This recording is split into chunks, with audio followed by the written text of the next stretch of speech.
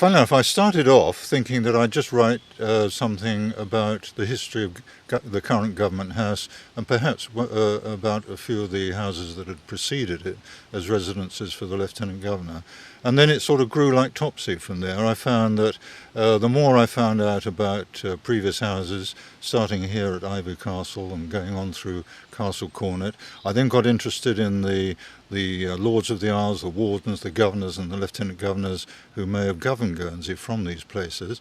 And suddenly the story started to be told, really, of Guernsey's allegiance to the Crown, starting really probably back in 1204. And once the story had started, I really had to finish it.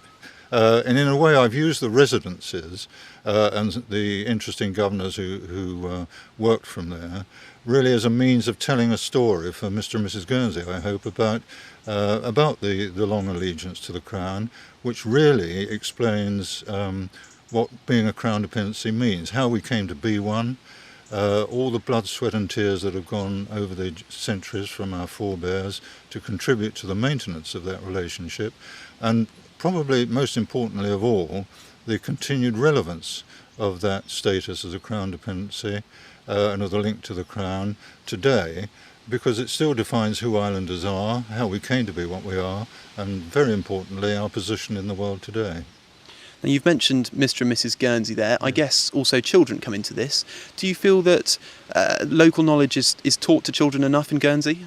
Well, I understand the reasons why it's not, but the fact is it isn't. I did check with the Education Department some months ago and was told that Guernsey's history is not taught in any of the Guernsey schools in a formalised way. It isn't in the curriculum. And I do understand there are difficulties for that.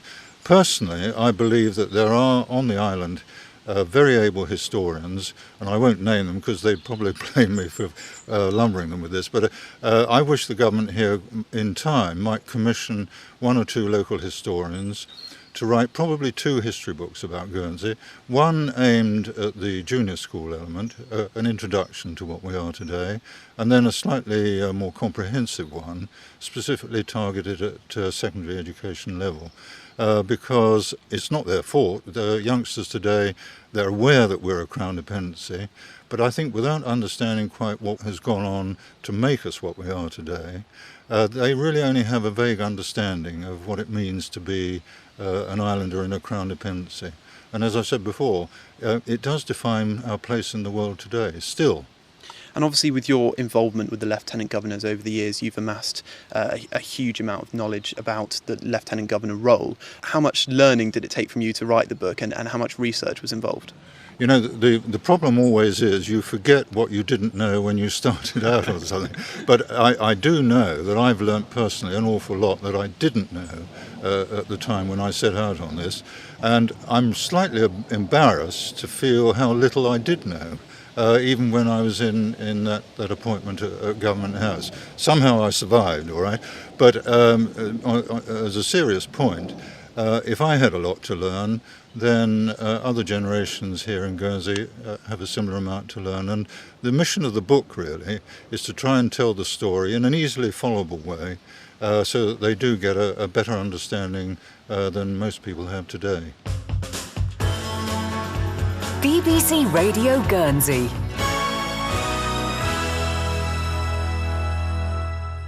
So we're standing here in the grounds of the Ivy Castle, or Chateau de Marais, and it's actually quite difficult to pinpoint where the first residency of the Lieutenant Governor, or at least the location of the royal administration of the island was, isn't it?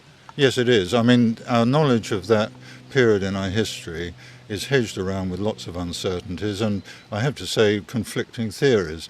But I think probably one thing is fair to say, that in Ivy Castle we probably almost certainly have the first royal castle, in the sense that this is the place where the first King's man would have administered Guernsey on behalf of the King. And it's likely to have been in the time of King John, right at the end of the 12th century and into the early years of the 13th century.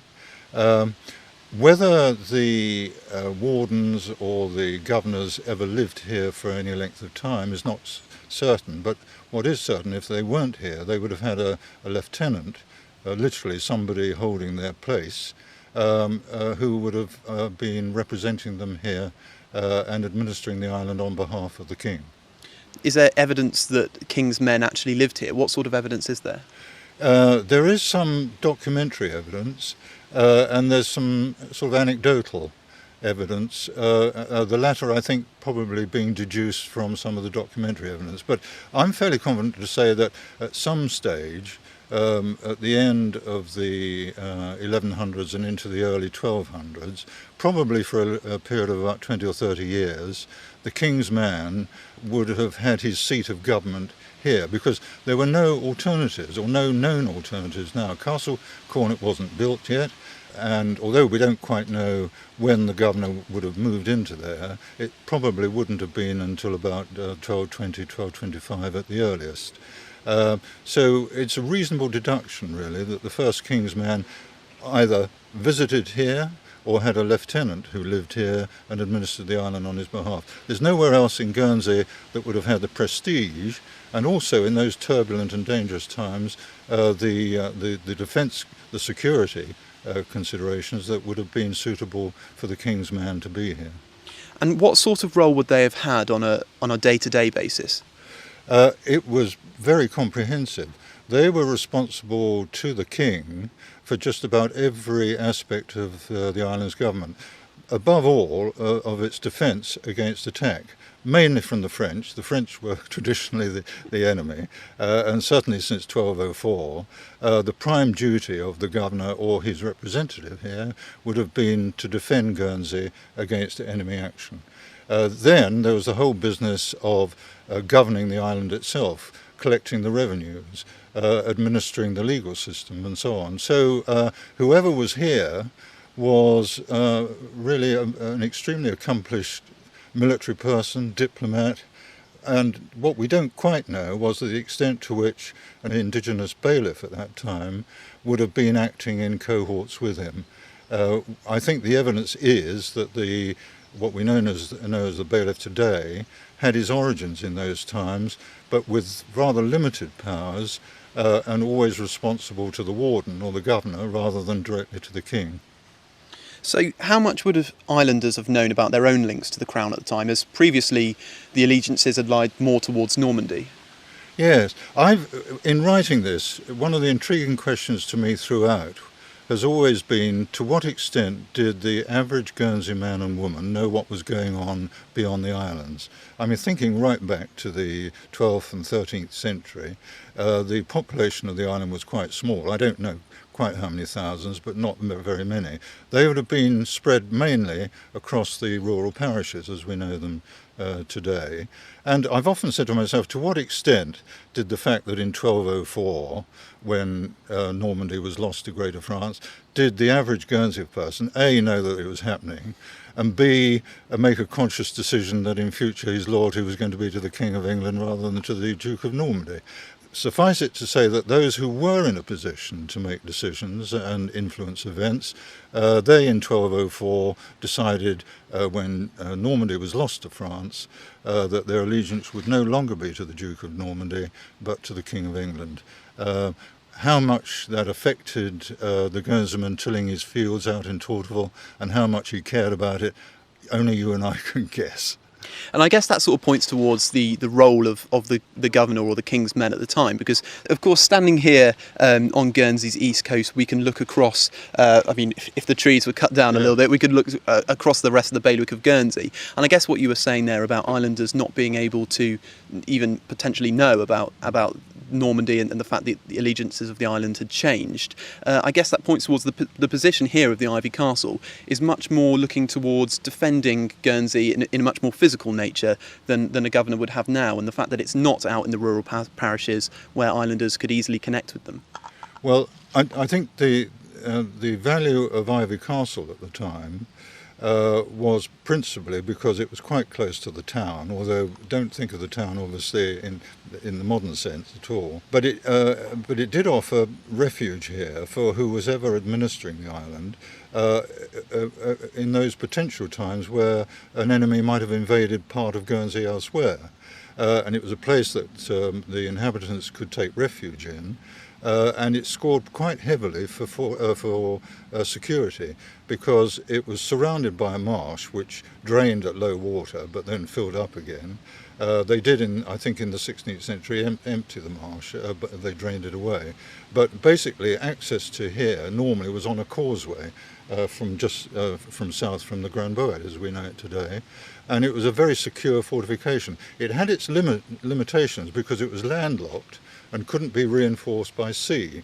So if an enemy was in occupation of the coast here, there was no way that you could reinforce and resupply a little garrison that was holding out here, for example. But within its own limitations, it was secure. What it didn't really offer was whoever was here acting as the seat of government, it didn't really give them a great view over what was happening out, for example, at sea, which ships were passing and that sort of thing, which of course partly explains why Castle Cornet was an improvement, because Castle Cornet, which we think was probably occupied from around about 1220 onwards, offered good visibility of the sheltered waters in the harbour. It also gave a very prominent position to fly the Royal Standard and say, look, the King of England rules here, to any passing ships. And they could keep tally of passing ships. And of course this was a very key staging post with sheltered waters for English shipping between the southern ports of England and the terrain that was still owned by the King of England in France, in Aquitaine, for example. So English shipping from the south coast of UK and from London on its way down to Bordeaux would really welcome the sheltered waters that were here off our east coast. BBC Radio Guernsey.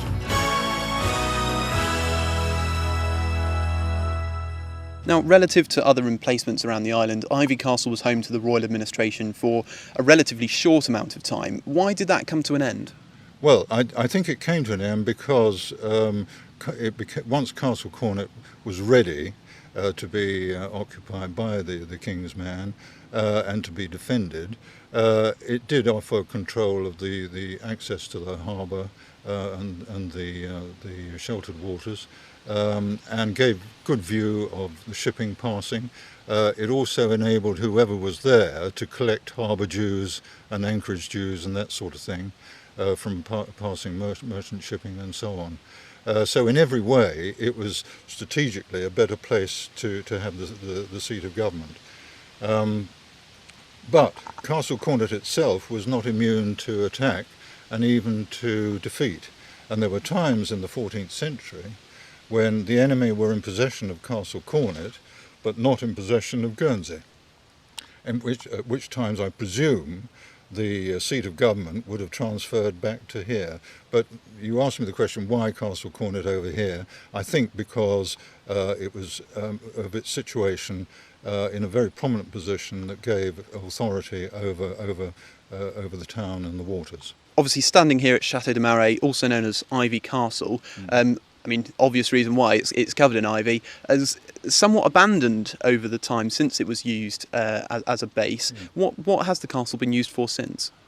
Well, it was a case of steady decline. There's no evidence at all in the recorded history that Ivy Castle was used as a defensive position between the 13th century really, and it briefly emerged as a significant place during the War of American Independence, when the fear of a French invasion was again revived, and they built this gunpowder magazine there to house the gunpowder graciously given by the King for the defence of Guernsey. But there's no evidence that it was ever occupied again as a fortress in any way at all. So, and after that it was a case really of steady decline and neglect. And as you say, it became known as Ivy Castle.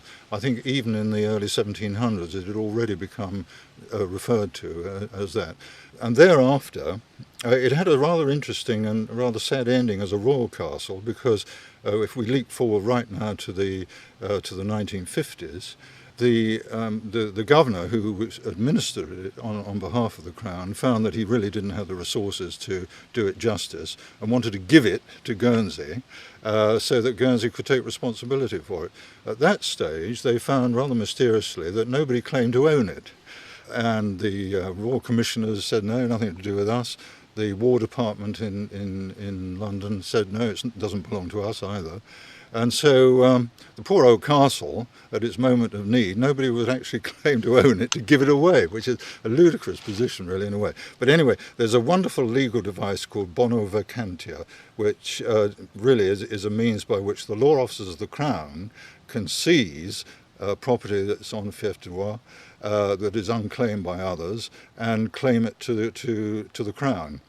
They did that, declared it vacant possession, took possession of it, and then said to the governor, you can now give it away to the States of Guernsey. And that happened in 1955. In the meantime, the land round here had been leased by the Crown to local families to farm, the Gargets and the Staples. The Staples are still around, and I've spoken to some of them, and they farmed here until 1955, and they may well have continued after that. My knowledge of the castle disappears once it ceased to be a royal castle in 1955. Now, of course, driving here this morning to meet you, and what is a lovely cloudless day, driving along the Grand Boet, you turn right, and there is a sign saying Chateau de Marais with the standard tourism symbol next to it.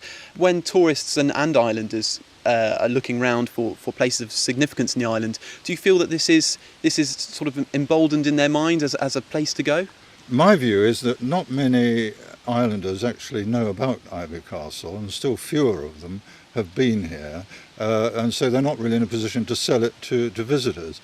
I wish it were better known, because the states actually do keep it in reasonable trim these days. Okay, it's a mere shadow of what it might originally have been, but there's still the opportunity for the inquisitive and those who really are interested in what in our heritage to come here and just put your hand on the stone archway which leads into it, and just get a feel for the beginnings of a very, very long association between the island and the Crown, because the story almost certainly started here. BBC Radio Guernsey. So we've decided to take a seat on the site of the chapel on the top lawn, just in view of where the Grand Hall once stood. And Castle Cornet, of course, probably the most well-known fortification on the island, but there are some differing opinions as to when it was actually built and for what purpose. Yeah, I mean, I don't set myself up as an expert in that field, but I've taken advice. Some of the archaeologists who've looked at the site are unconvinced that there was anything much here before around about 1270, something like that. But there's an awful lot of evidence, documentary evidence and others, that actually it was a fortress way before then. And I think the best view is probably, or when I say the best, probably the most creditable view, is that they started building this thing on the rock around about 1206, 1207.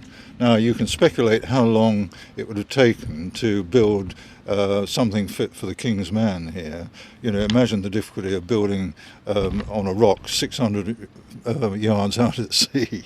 It must have been quite an undertaking. So there is evidence also that substantial work was done here, probably in the 1220s and certainly by the 1250s. And so the best guess, really, is that this place was probably fit for the King's Man in some form or another, round about 1220, 1230, round about then. Now, you know, sitting here this morning, it couldn't be more peaceful, really, other than the odd gust of wind. But the castle has, of course, had a fairly turbulent history. It's a castle, after all. It's an incredible achievement that it was able to be the main link to the English crown through 450 years, despite being the front line of the island's defence. Yes, and it had to, it was vulnerable to the slings and arrows of fortunes that were going on elsewhere.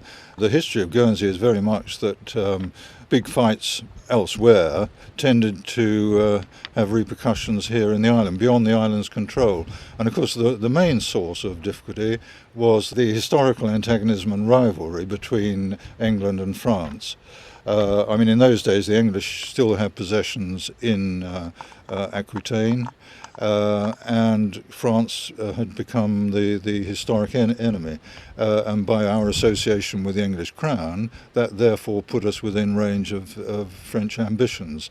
Plus the fact that the possession of the islands would have been useful for the French anyway. But they were a running sore in French pride that they belonged to the English king. And so probably the main reason why the castle was built here in the first place was that fear of French aggression, which was always fresh in everybody's minds at the time.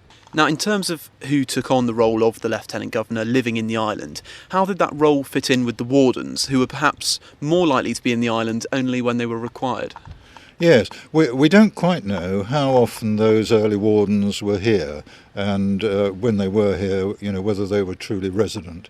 The answer is probably they weren't truly resident here, and that they would have had a lieutenant. And of course, a lieutenant means somebody in the place of. We don't know an awful lot about the very first lieutenants who were here in the very early stages of the relationship. But very soon they assumed a role. I suppose it was a cross between a diplomat and an overseas administrator, really. They obviously were men of talent. Their main job was to defend the islands, but also to see that the islands produced sufficient revenue for the crown, that those revenues were collected, and to administer the legal system in the island, which, interestingly, although we were very much a possession of the English king, we were not part of the king's kingdom. With the king's laws. They were very much our laws here, our customs and privileges. And so the English king very soon realised that the value of the Channel Islands to him was as an outer defence for England, but that to keep the loyalty of the islanders, the best way was to make sure that they kept their old customs and usages and privileges, which included having their own law. But certainly the law was administered on behalf of the king by the lieutenant who was here representing the warden. Now, within 450 years of island rule at Castle Cornet, there must have been some notable characters to have taken charge of the role of governor. From your research that you've done, which ones sort of stick in the memory? Well, we don't know an awful lot about some of the very early ones. One of those who's credited with contributing quite a lot to the actual construction of Castle Cornet was a warden called Philip d'Aubigny, who was a very talented man, who did his bit here in Guernsey, but his zest for life took him on one of the Crusades. And he finished up dying in the Middle East and is buried in Jerusalem.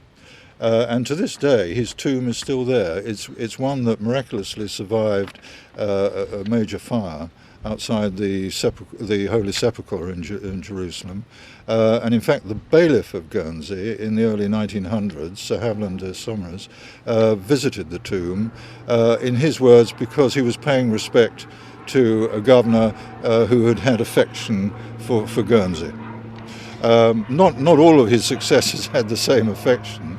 There was one, Otto de Grandison, who was a Swiss citizen, who was made Lord of the Isles here for many, many years, and who used the opportunity to get all he could out of the island. He took all the revenues for himself, trod down the local population, and was generally bad news. You can actually see a statue to him along the South Esplanade, but that's another story. There's a statue of this man he sounds like a tyrant. He was a tyrant, but those days were different days, and given the opportunity to be Lord of the Isles here was an opportunity that he couldn't resist, really, to serve it for his own benefit. BBC Radio Guernsey.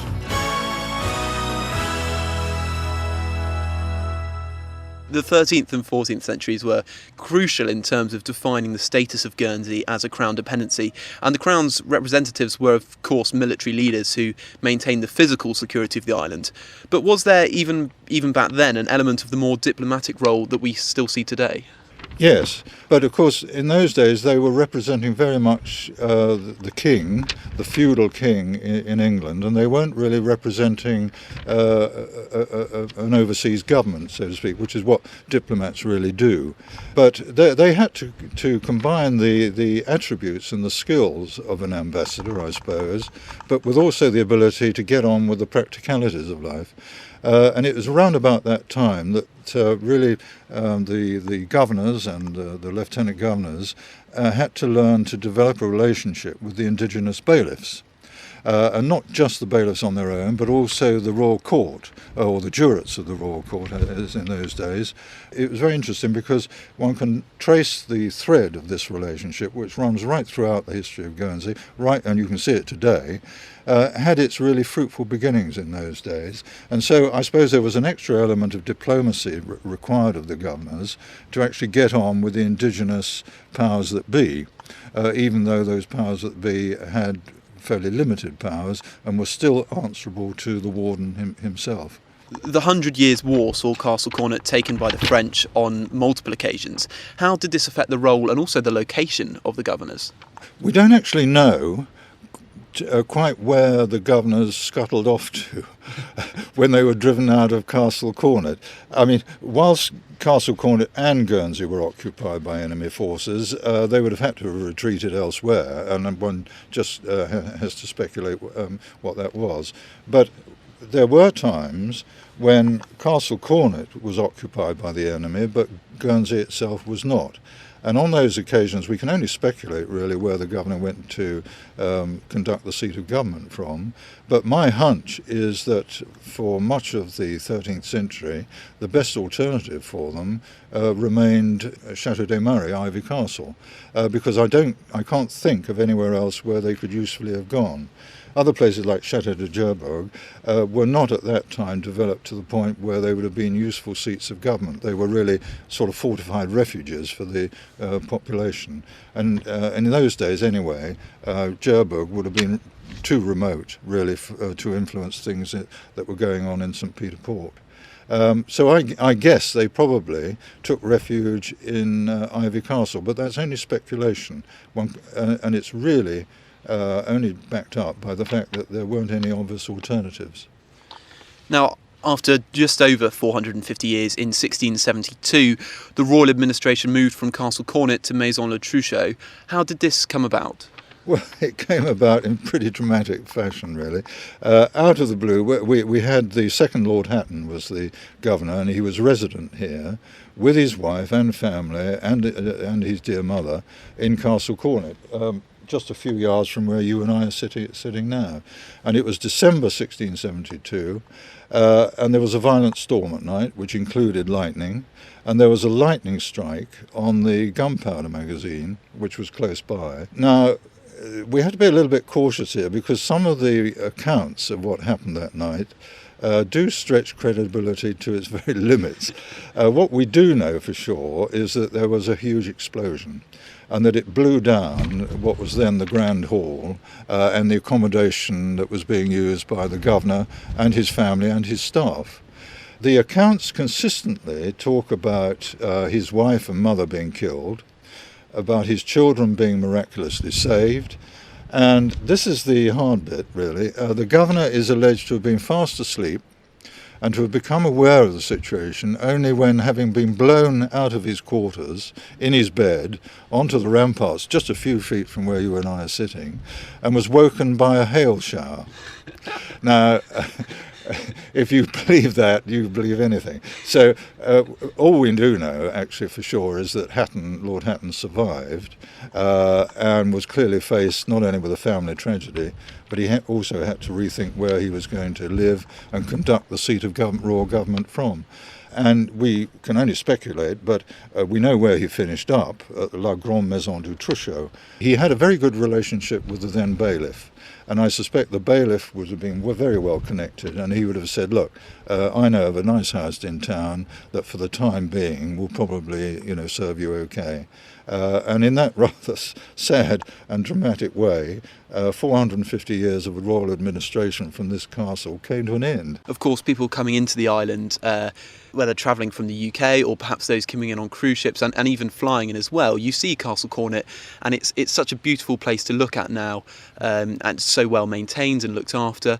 Do you think it's important that we remember this other history of it, that it was such a key point in the island? Oh, I really do. Look, as islanders, we all get that wonderful feeling when we sail into the harbour, having been away. You look up and see Castle Cornet, and it says to you, "Welcome home," doesn't it? And quite apart from that, it's a really beautiful sight to behold, whether you're at sea coming in or whether you're standing up at Belvedere looking down on it. A wonderful sight. Can we also add just an extra layer of interest in it?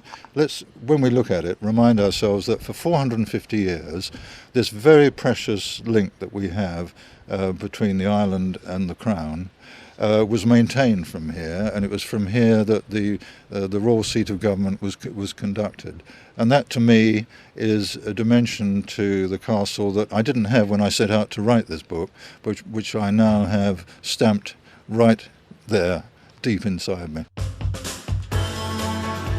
BBC Radio Guernsey.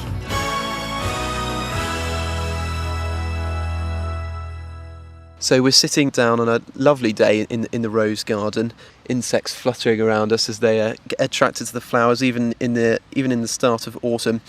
Now, Major General Barrington Bulkeley Douglas Campbell, or Lieutenant Governor Campbell, came to the island in 1903 as the new Lieutenant Governor, and he was having trouble finding somewhere to live, wasn't he?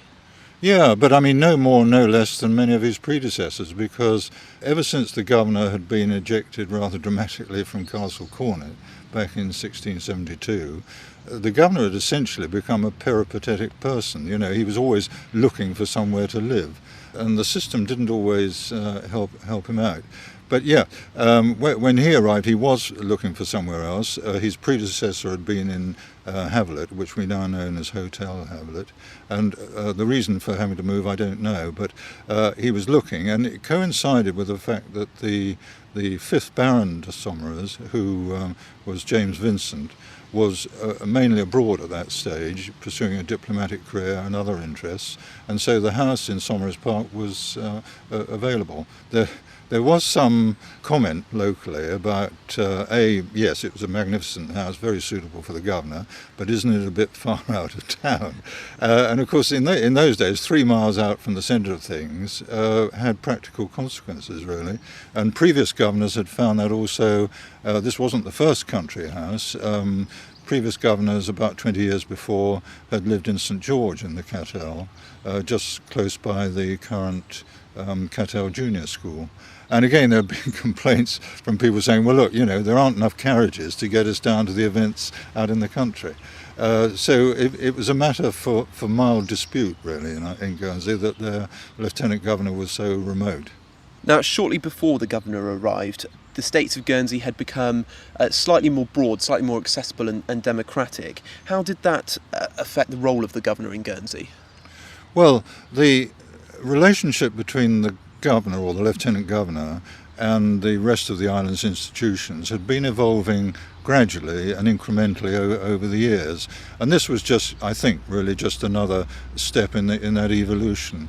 The days when the lieutenant governor, apart from being the senior personage, which he remained, had been the all-singing, all-dancing leader of the government, had long since gone, and for many years previously it had been a matter of partnership between the lieutenant governor, the bailiff and the royal court. The states themselves, as you point out, have gradually got more and more democratic, although we need to remind ourselves that at this time, in the beginning of the 1900s, it wasn't the democratic elected institution that you and I know today. But yes, the governor, his all-singing, all-dancing powers had been in decline, but he still remained a senior personage. He still held quite a lot of sway, but almost by convention and usage, he had come to the stage where he refrained from direct and overt political involvement in the running of the island, and generally sort of conducted himself in what was perceived to be in the best interests of the island. In other words, he was there as an influential figure who could sometimes get things moving that other people couldn't. A good example would be the Platte Fougère lighthouse that we know today, 1 mile off the northeast tip of Guernsey. It was largely his initiative that got that lighthouse built. And he would have learnt from some of his predecessors who in the mid-1800s had tried to persuade the states to spend money on building the lighthouse at Les Anois. And of course, the Guernsey states in those days was far more reluctant to spend money than they have been in recent years. And Guernseymen, quite rightly in a way, were saying, why should we spend a lot of money on a lighthouse off the southwest coast, which is not used by Guernsey shipping? You know, we'd be contributing towards the security of French shipping, or even worse, Jersey shipping. And so there have been great difficulties in getting the states to contribute to that. So the Lieutenant Governor, Campbell, he hit upon a good wheeze. He used his influence to persuade the War Department in the UK to make a gift to Guernsey of a lot of the redundant fortresses here. And he did that and made a gift of it with the view that those properties would then be sold off or developed to the benefit of the states. And that's how it happened. Money did come in for the sale of them or the rent of them, and with that money they built the Platte Fougère lighthouse. And the Lieutenant Governor regarded that as his greatest achievement in his 5 years here. Now, in the book, At Their Majesties Service, you talk about a new breed of Lieutenant Governor in Saumarez Park and also Havelet House beforehand. How did this new breed differ from their predecessors? Well, I think, again, it was an incremental process. I think there was less deference to the person of the Lieutenant Governor, and more one of respect for his position. As I say, he lost a lot of his authoritarian position over the years, and it became, as I indicated before, his role became much more that of acting for the good of Guernsey wherever he could and wherever he could use his influence to good effect. Of course, this meant probably there was a greater emphasis on getting out and about in Guernsey as the means of transportation improved, being seen around the island much more, being much more approachable and accessible. But let's not jump the gun too much. They were still very formal times, and the photographs that we have of those times remind you that actually there were certain ways that things were done in Guernsey society, as elsewhere. There was a certain formality to life and certain set procedures which today would seem rather stiff and awkward and wouldn't go down well at all. But I think you've asked a good question there, because governors throughout the history really have had to have been sensitive to the evolving trends in Guernsey, and not least those amongst society as a whole. BBC Radio Guernsey.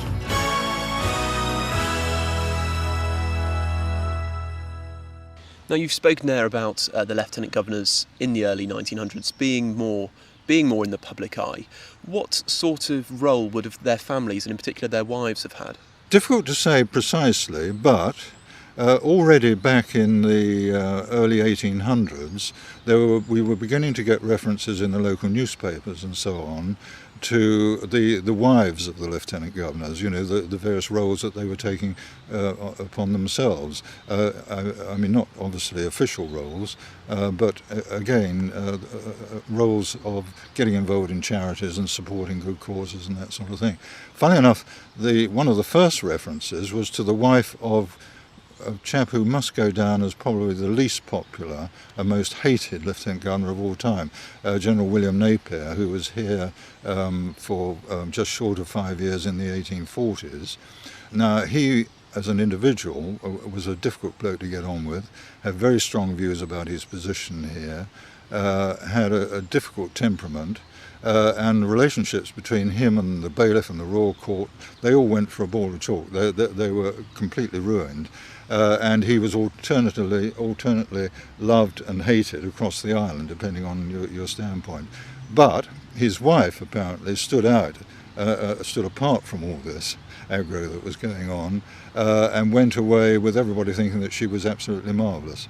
So there was one of the first hints that there was a role for the wife of the Lieutenant Governor.